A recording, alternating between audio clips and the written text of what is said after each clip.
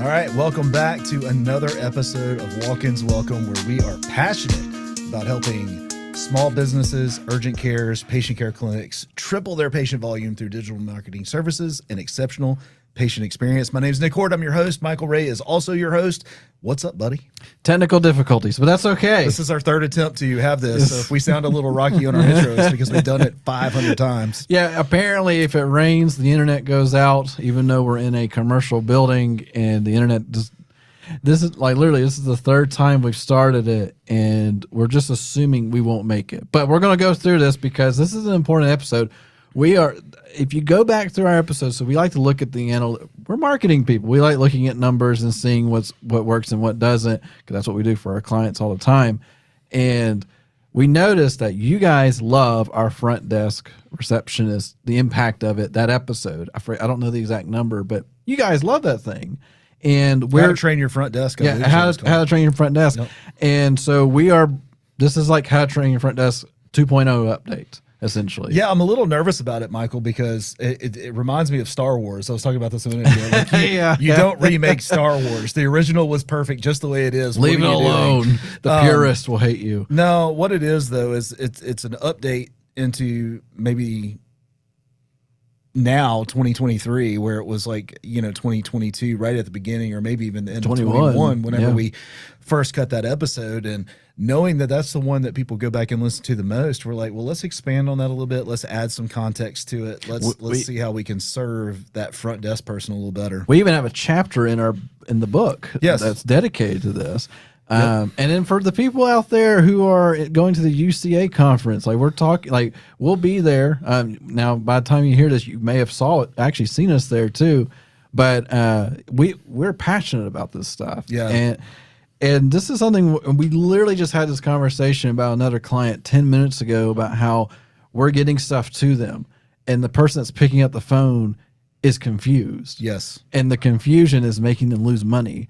So, that, just the kind of perspective, there was an offer per se put out on the ads, approved by the owner, but it was never translated to that front desk person, and the people are getting confused and angry about it. Well, they're misquoting the price. Yeah. So we talk all the time about the right offer, the right sense of urgency multiplied by the right audience will yield a great result, which is true until you answer the phone on that lead and they're like, oh, that's not the price that was quoted to me. All that to be said, though, what we want you to do is communicate well with your front desk and set them up for success so they can set your clinic up for success. Yep. Right? So what we're going to talk about today is how to leverage your front desk person as your marketing extension. Yep. Okay, we're going to talk about that. And the first thing is just to understand the role of what your receptionist is there to do. And I know that there are some preconceived notions based on what that front desk person is already doing. We know that they're checking people in. We know that they're entering in patient information into a system. We know that they're collecting a copay. We know that they're calling on the patient to come to the back, so and so. Like we know that is the number one priority of your front desk person. Answering the phone. But that's not their only priority. No. And this is what we're trying to convince our clinics to, I hate to say it this way, but just do a better job of training your front desk person, paying them more, treating them better, understanding that they're more than just a pencil pusher. And if you do that, you're going to explode in your clinic growth. Well, I even say this. So, and if you're like, no, like they're doing what they're supposed to, I don't think they're having any other impact. A great example of this, actually. So there's a daycare that we worked with or still work with too. And I remember talking to her about hey, your person that answers your phone does okay, but when you answer the phone, you got them scheduled and ready to come toward their place within 30 seconds. Why can't you get that translated to that other person? Give them a script. Right? A script or something hey, remind them, you smile when you're on the phone. You're happy to talk to them. You want things to happen. I had to order a cake today, and when I called the place, it actually took me to their central. I called their main location number, and it took me to a central. This is so and so, and she smooth as butter. Right. Getting a cake, smooth as butter. And they said, let me contact that location to verify they can get this done for you by this time. She'd give me just a minute. And she came back. Yep, they can do it for you. What do you want? And she just went through like, I need your card. Blah, blah, blah. And in like 2 minutes, I went from, I hope you can do this. So great. I'm picking it up tomorrow. This is great. It's Right. It's smooth. Yes. And so that keeps me coming back for more, because I don't want to talk to someone and I have no idea if I'm actually going to get anything done when I talk to them. Right. So, just a side note on the call piece, but yeah, like they are your front line. They really are. The way it's written here in my notes is simply that their role goes beyond administrative tasks and they contribute to your marketing efforts. That's the note that I wanted to make. And I want to pose a question to you. Do you view your clinic as a business? I think it's an important question. It's kind of like churches too, right? Well, I mean, I'm okay with that. I understand that, like, we're here to, at a church, we're here to serve God. At a patient care clinic, we're here to serve our patient. But at the end of the day, are you a business? The reason I say that is because if you don't treat your clinic like it's a business as well as a patient care provider, you're not going to be intentional about growing it. Yeah, if you're not paying attention to your profit and how your revenues and expenses work together, then at some point you're going to lose enough money where you're no longer in business. Right. So the reason I asked that question is if you said, yes, we treat this like a business, then you're going to have KPIs for your front desk person, key performance indicators, KRAs, which is what we call them here, which is a key result area. Mm-hmm. It's more than just entering in patient information. It's more than just checking somebody in. It's more than just running that credit card or whatever for the copay. What I'm saying is there's a set of parameters that you want to put around what the expectations are. I even wrote a note here to script the expectations and then measure it. Yep. Okay. So if the expectation, we're going to go through some of these things. If the expectation is to book a repeat visit, if the expectation is to ask for a review, if the expectation is to ask for a referral, any one of these things should be measured. So you have to put things into place to measure those things. But let's get to the first real point that we want to make, is that building a strong first impression is the first job of your front desk receptionist. I would say this too. So just thinking about first impressions, I was kind of thinking through, I went to a doctor recently. This sounds terrible, but why can't we have a front desk area that's where they're standing and not sitting? You ever notice that when you go into a doctor's office, they're like glued to that seat? Yeah. And they won't get up and hand you something. They'll kind of point or whatever. Like they don't get up. Right. Like, what if they were just standing there and they were like just more, I don't know. I just know from we have a standing desk here at the office, and, they go up and down the motorized, but there's a different energy level when you're standing and doing something than just sitting.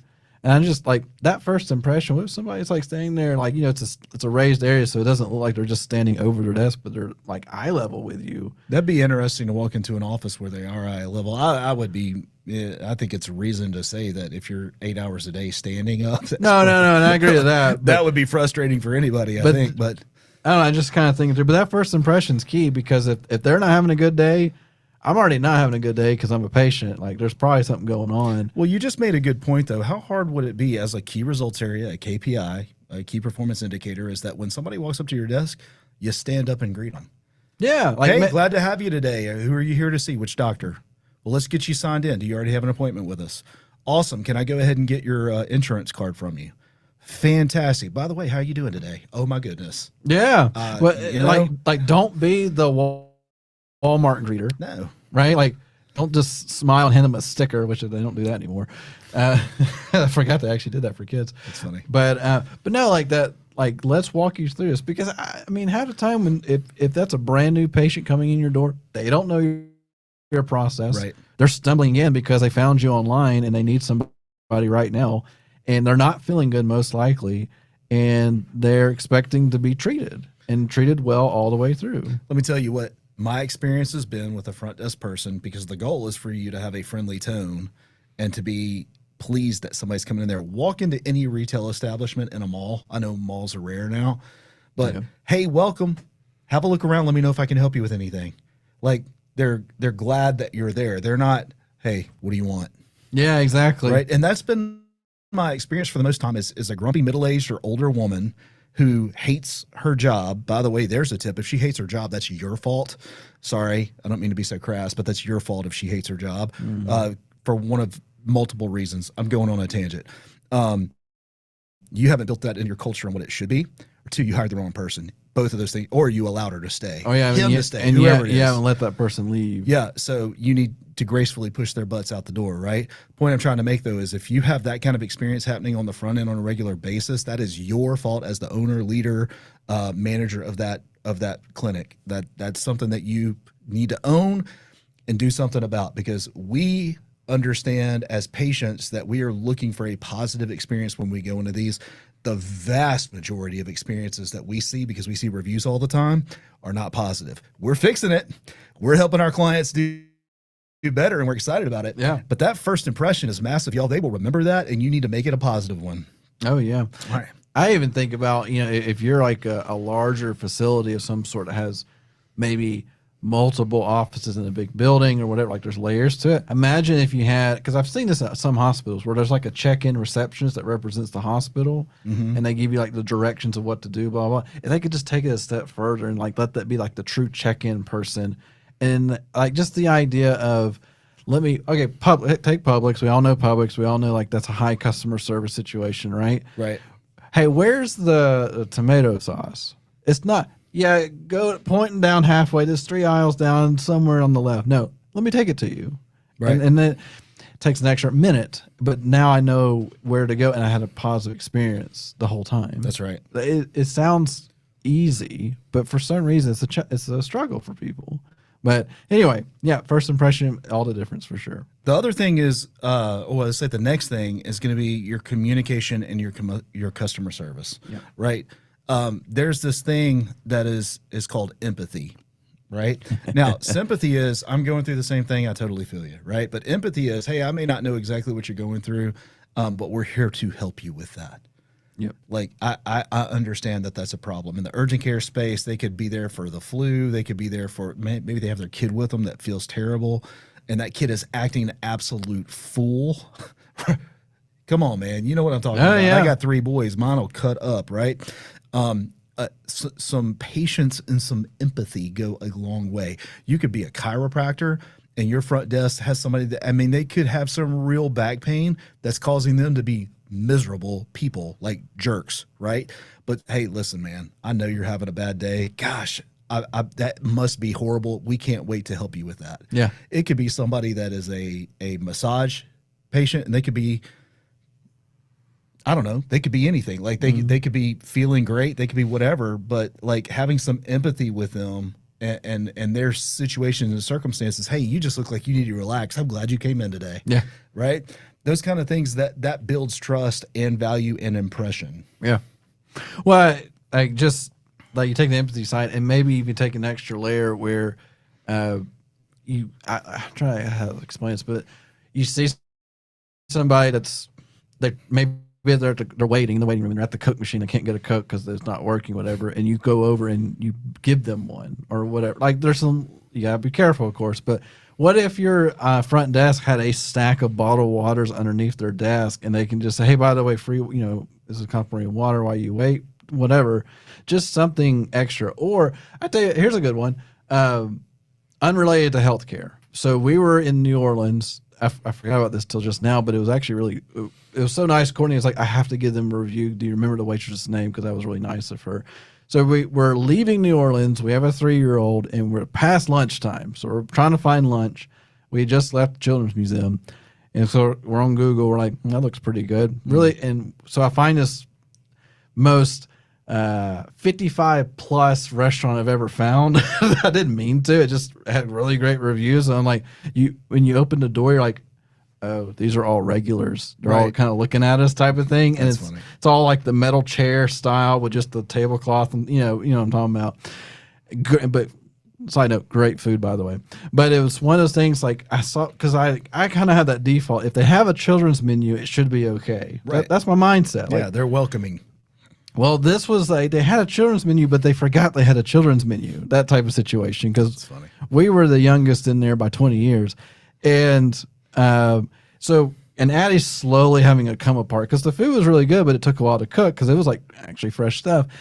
And the waitress is like, I saw you guys struggling. And she said, we don't have anything to color with, but I just grabbed some pens and here's some paper from the back from our printer just so she can draw. That's first class. Right. And she just, I just feel bad. And that was the empathy kicking in. She's like, I felt bad for you. She's like, I feel bad for you guys. Let me take care of this for you. Right. And that's what she did. And it was like, it was a pen and a piece of paper. And then my wife and I both like, that was awesome because that was so, she could have just ignored it or just been like, are y'all going to leave? You know, like, are y'all done? Right. Can you shut your kid up? You know, why can't anyway. So that sounds so minor, but it made that much impact. And it was customer service based. That's funny, man. I love it when people like are engaged in the needs of their customers. You know, here's something funny on a kids menu I saw one time, and anybody who has kids is going to relate to this. Your kids never know what they want or can't make a decision. In the or it's menus. always French fries. Yeah, but it's funny. Like I went into this restaurant and the kids menu said, "I don't know," and it was a hot dog with fries. I don't want that. Or I wanted McDonald's, and it's another order. It's a hamburger with like mustard and like it's hilarious. What this? I'm not hungry. Mac and cheese. That's that's you ordering an extra side of chicken strips on your plate. Yeah. That's an extra plate on your. That's right. That's right. So anyway, look, knowing your client and knowing your customer is a good thing. All right, collecting patient testimonials and referrals. Michael, why don't you take this one? Yeah, okay, so this is something that, you know, it's review based to a certain degree, but you need to understand you want people to share their experiences as much as possible. But in the realm of when you get reviews, when you get the, what do you call it, the star patient, right, where they're singing your praises all the time. Raving fan. That's what I'm trying. Star patient, raving fan. But you want to just encourage it, right? And sometimes, here's the thing: it feels awkward to ask for like, hey, you know, this is a great experience. Would you recommend us? That type of thing. It feels awkward, right? Sometimes you're gonna have to automate some of it and just make it part of the process. But the reality is, if I had a really great experience, like right now, like that restaurant, I would say, hey, if we're down New Orleans, I wouldn't mind going back. Right. And then telling somebody else, hey, wait, while you're down, here's a good one. While you're down there with your kid, go to the New Orleans Zoo. It was really good because of this. Well, that's a referral from somebody that they could trust, right? And so that's so powerful. So like same thing in the world that we live in right now, 9 times out of 10, your new patient doesn't know anything about you. But this may be their first time they've experienced any of this type of medical before, right? It depending on what your services are. And if it's that good of experience, one, they'll keep coming back, but 2, they'll tell their friends and family.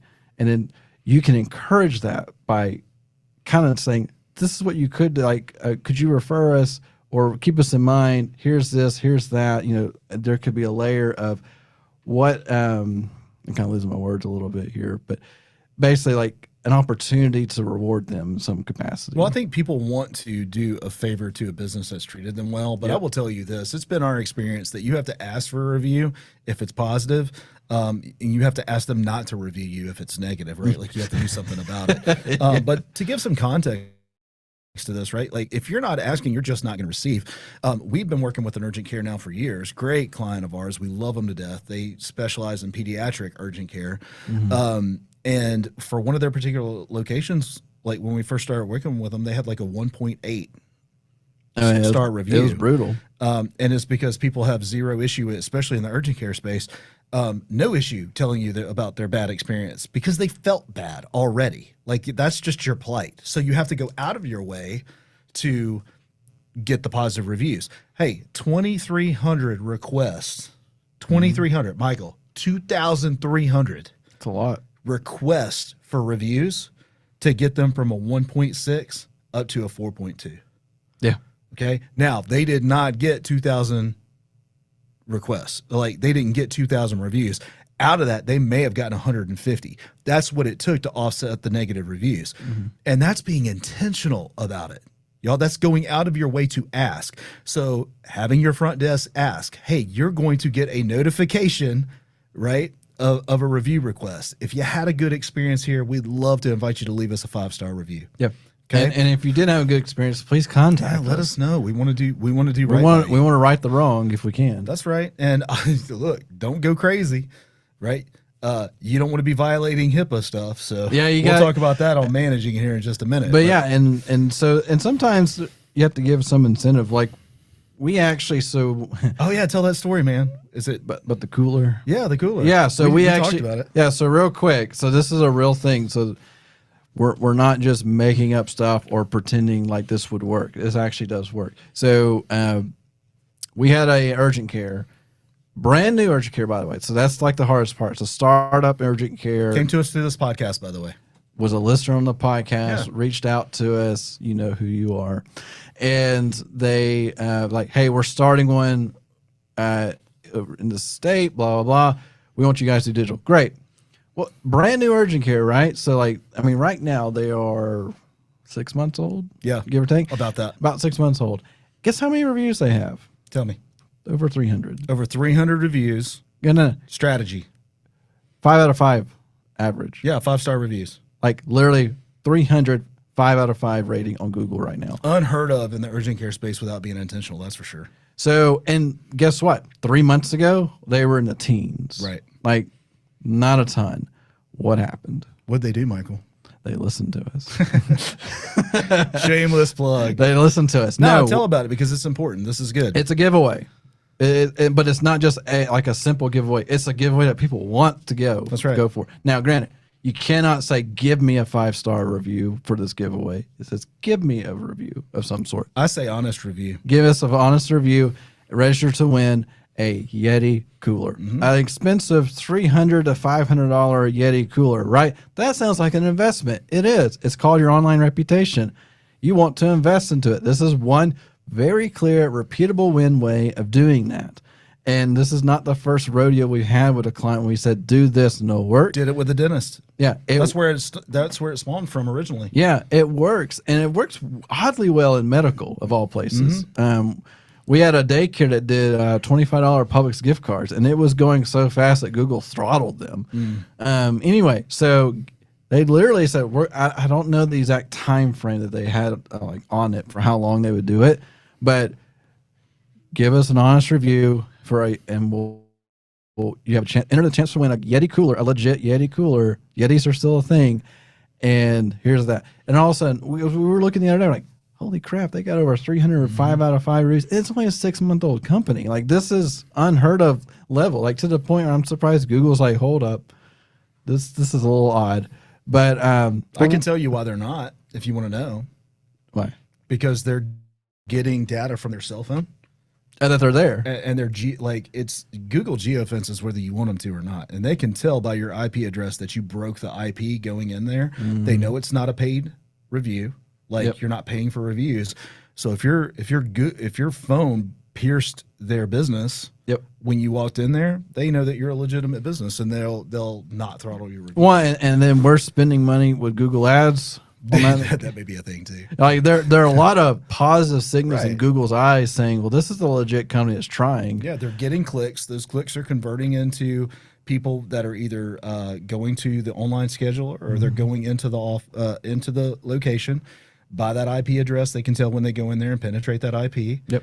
All right. So when they ask for a review and they get a review, Google doesn't throttle those reviews. No. So anyway, so all that being said, like if you're and that's the thing too, that's the common theme. When you're intentional, it works. I know we kind of got off the front desk a little bit, but the front desk person is the person that's going to inform these patients about this. Put a Yeti cooler out in front of the lobby, put a QR code where you check out. When somebody comes to that side window and checks out and you book a meeting from a meeting, bam, fam, right? So when you book that meeting from a meeting, you say, hey, why don't you scan that QR code? If you leave us an honest review, it'll enter you to get this Yeti cooler or whatever is the giveaway. I don't care what the giveaway is. The point is that you're incentivizing them to take action, and that is what works. They're already there. They're a captive audience. They're fresh. And if you did your job, they're going to do it. It's going to be a lot harder 10 days from now to get that review. And then, you make it easy, right? So they did the scan, and you say you don't have to be here when we do the drawing, but and put a real time. If you say, hey, try to win this, when's the drawing? Whenever we decide it, but don't do that. you know, Right. put a real time frame to it, and boom. Like that's a huge thing because whether you like it or not, Google, no matter what we do as a company for people, like if your Google reviews are terrible, it's one hand time behind our back. Like Right. there's a limitation to it. But All right, let's keep going with here because I want to talk a little bit about managing online presence and reputation. Yep. Because we're asking for these reviews. What do we want to do with them? Few things. One, you want to respond to the review. Do not respond if you're in the medical space. Which, if you're listening to this, you should be in the medical space. Do not violate HIPAA violations by saying, "Hey, we're so glad you came in here when you broke your arm, and we did this for you, and we did this for you." You have murdered yourself and don't, financially. You're and going to don't get killed. argue that what you did was right. Right. That's right. So, but you want to respond to those online reviews and that feedback, positive or negative. Reach out to us, hello@patientcaremarketingpros.com. We will give you the how-to on leaving positive and negative reviews on how to respond to this. We have a framework for you that doesn't violate HIPAA. The other thing is using social media. So if Susan Q. Smith, whatever, Susan Q, whatever, leaves you a 5-star review and it's a glowing review, you can take a screenshot of that review and you can post it on social media. Just mark out her name. Yeah. Mark out her name. But use those. Hey, we got another 5-star review. Create a great Canva piece around that with 5 stars, the review, and then just the person's initials. Do not put their name on there. Yep. But then they're promoting your business for you and you're using it on social media. Yep. That is how you manage your online presence with the reviews that you're seeking. And you don't need to do it. Who needs to do it? Your front desk person needs to do it. This is utilizing and leveraging your front desk. We're not trying to overwhelm the owner that's listening or the marketing manager that's listening. These are things that can be easily handed off. These are also things that can easily be measured. Yes. Right? Oh, yeah. All right. If you script it out, this is what I want you to do when the person walks in. This is what I want you to do when you walk them back to the doctor. This is what I want you to, or back to wherever they're going. This is what I want you to do when they check out. How many reviews did you get? And then, by the way, if you're measuring something, you can also incentivize it. If you get X amount of reviews over the next 30 days, we'll give you a bonus. Or whatever. Yeah, right? like give reason behind it, not just because sometimes you run into the personality of like, I'm doing this, but I'm just helping the company, not really helping myself. Well, then you can say, all right, let's throw some money at it or whatever. Or what if you had a let's say you're multi-location, right? You got a bunch of places. What if you put a competition out there among the locations who can garner the most reviews, and the winner the whole company gets either like extra vacation time or a party or whatever, some type of celebration or like a retreat day, something like I know this from some other experiences where if you're multi-location and you had the locations compete on something for fun, it gets really intense really quick. The competition goes up high because they all know each other. And so they're like, oh, I'm the better location or I'm the better whatever. So, and you know, that's part of incentivizing. It's not just one person sometimes. So yeah, it makes a difference. A couple of things that I want to say on this is one, just because you incentivize it doesn't make it optional.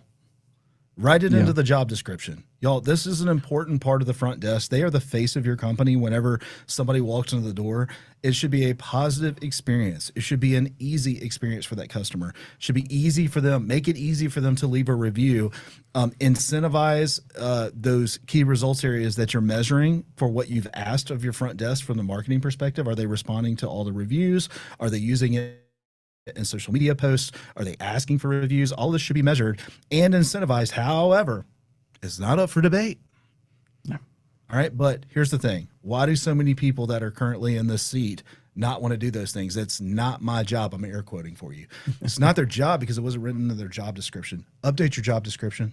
Put this in their job description. This is part of hiring. This is part of training. This is part of ongoing growth of your clinic. And they are a key component of the growth of your company. And also, don't be afraid to praise these people. To the other, like, you're pushing all these things, right? And they actually start doing it. Not just say, oh, hey, thanks for taking care of that. Look at that. Praise it, right? Like, hey, if you guys notice the reviews that are happening right now on because most of them are not, right? They're not looking at their, like, I went to the doctor, like, I don't look at my reviews. I'm like, well, you should. But people are saying good things about you. You might want to know that. Yeah, you want to pick you up. But no, like, the reality is, like, promote this a little bit, like encourage people and just say like this, hey, you're doing a great job. That's something that we preach on here in culture, on our culture here all the time, is where you're propping people and praising people and kind of just, it sounds like, well, they should know that they're doing a good job. They should know that I recognize that. But if you're not publicly doing it from time to time, they may just get burnt out and not care anymore. Last thing I'm going to tell you, and then we'll move on and move out. This is bonus. This isn't written in our notes, but I'm just telling you that this would be game changer if you did it. I already know that 95% of you aren't going to do this, but if you did, you would stand out over, you would be in the top 1% of patient care providers. Send a thank you and get well note. Yeah. Send a handwritten, have your front desk person just simply say, thanks for coming in. I hope you feel better. Let us know if anything changes, and mail it to their house. You have their information. Keep stamps. Keep a stack of cards. Have a script. Hey, thank you for XY. Thank you for coming in for XYZ. We hope you feel better. We hope you come back. Yeah, you could literally just mail it out. Whoever's taking the copay. Yeah. And just, that's what I'm talking about. Your front desk. Right. And then like that person, and they're sitting there just writing it. Yeah. And then stamping it as they're putting the receipt on the other folder from the copay you just paid. I'm just telling you that every single one of those are going to get opened and read. Every single one of them will be opened and read. Boom, boom, boom. Okay. And it will set you apart in a way that you wouldn't even understand. Yep. Just telling you. All right. That's all I got, Michael. All right. Well, thank you guys again. This episode went a little long, but there's a reason why, because we were passionate about this particular subject. And we know that you guys like it. So talking about reviews, I'm going to ask right now, go check us out on all the platforms that you listen, wherever you're listening to, there's an opportunity to give us a rating. Please give us one. I'm going to ask for a good one, but please give us a rating. If it gives an opportunity to give a review or like a comment, please do that. It helps us. Also, we're on YouTube. So if you're sitting there in your car right now and then you want to finish up listening at the office, go to YouTube. We're on there. All the episodes are on there. Please comment. We're actually getting some traction there, which we appreciate. Love it. And then if this episode will probably air right when we go to Vegas. So if you're in urgent care, I hope we got to see you. Come find us. See ya. All right. Bye.